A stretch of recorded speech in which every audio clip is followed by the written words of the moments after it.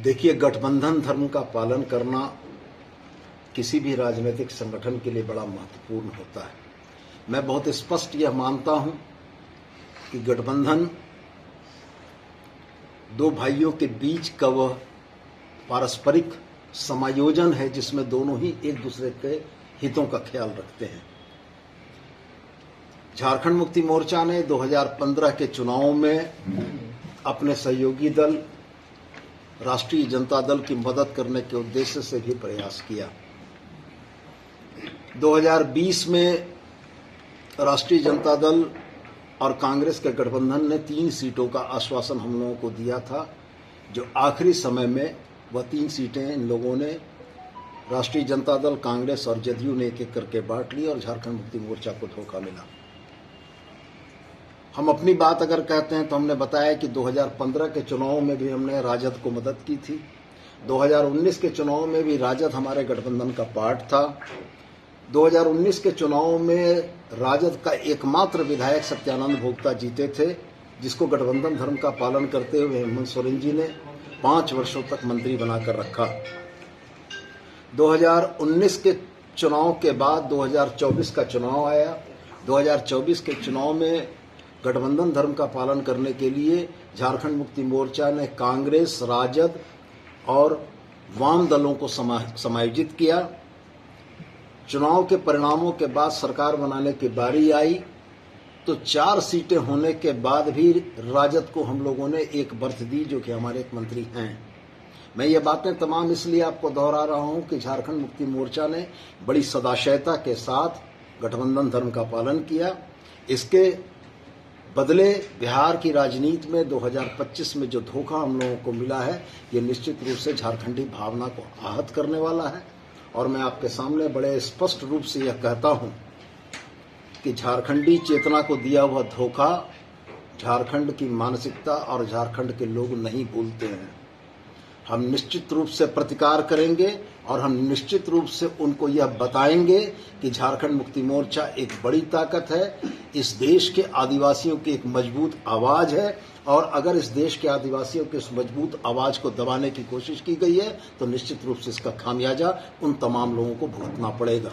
झारखंड में आरजेडी गठबंधन दल में अब रहेगा या नहीं रहेगा?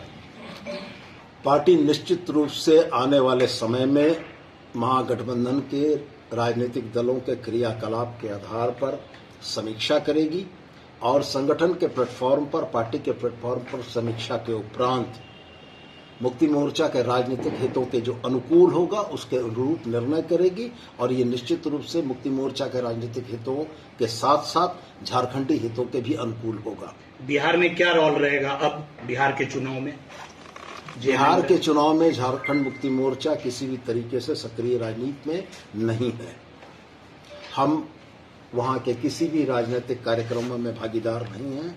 क्या आरजेडी और कांग्रेस को सबक सिखाया जाएगा बिहार के चुनाव में?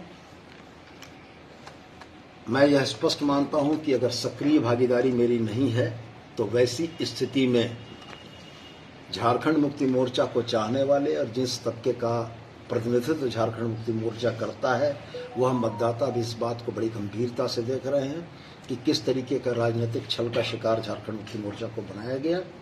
इसका जवाब वहां की जनता देगी। और मैं पुनः दोहराकर आपसे यह कहता हूं कि पार्टी संगठन की तरफ से माननीय मुख्यमंत्री के निर्देश पर 7 तारीख को यानी 7 अक्टूबर को मैं पटना गया था अपने सहयोगी विनोद पांडे जी के साथ। हम 2 लोगों की इस टीम ने जाकर राष्ट्रीय जनता दल के शीर्ष नेतृत्व के साथ मुलाकात की थी। उस शीर्ष नेतृत्व के साथ 1 घंटे से ज्यादा चली हुई वार्ता में बड़े सौहार्दपूर्ण तरीके से इन बातों का एक सहमति बनी थी कि झारखंड मुक्ति मोर्चा इंडिया गठबंधन का पार्ट है और झारखंड मुक्ति मोर्चा को समायोजित करने में कहीं से कोई कमी नहीं होगी। लेकिन 7 से लेकर 20 अक्टूबर तक के इन 13 या 14 दिनों के कार्यकलाप में राजनीतिक धूर्तता का जैसा परिचय दिया गया है, ये निश्चित रूप से आहत करने वाला है।